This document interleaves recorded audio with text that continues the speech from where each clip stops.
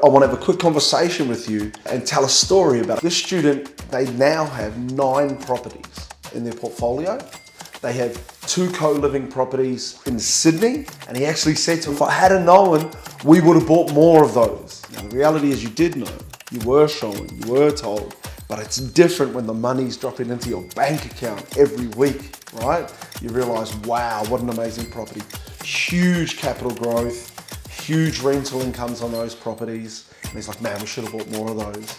They've also got 2 dual key properties inside of their self-managed super fund. Those dual key properties are also performing phenomenally well, and they've had huge equity uplift, and they're earning just over $1,000 a week in income. They've also got an NDIS property up in Queensland, and they've got four regional Queensland properties. Now these guys live regional Queensland, so that makes sense for them, and they're very comfortable with buying regional. The reality is for their regional properties, it's not a capital growth strategy, it's very much about cash flow. So they buy those properties, they pretty much pay for themselves. They get a little bit of capital growth, but it's mainly about buying properties that pay for themselves and there's no cost. So here's the numbers on their portfolio. They have a $5.6 million portfolio. They have $2.24 million in equity. And, drumroll please, they have a gross income of $403,000 per annum from rent across their 9 properties. That's crazy.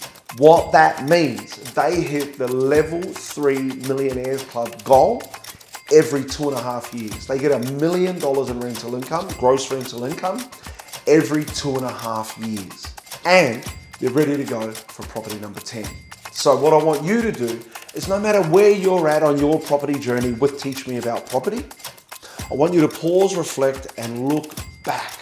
Look back on how far you've come in 2024. You could be an action taker or an alumni. You're about to either settle on a property or you've got equity in a property and you want to keep going.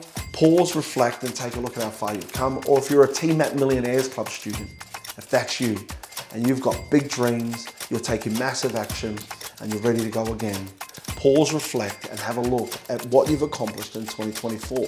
Because here's what I assure you, you've accomplished more than what you realize. You've got a lot of micro wins this year, guys, that you've not acknowledged.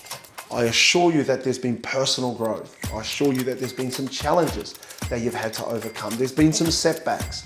There's been some days where the sun hasn't shined as bright as others.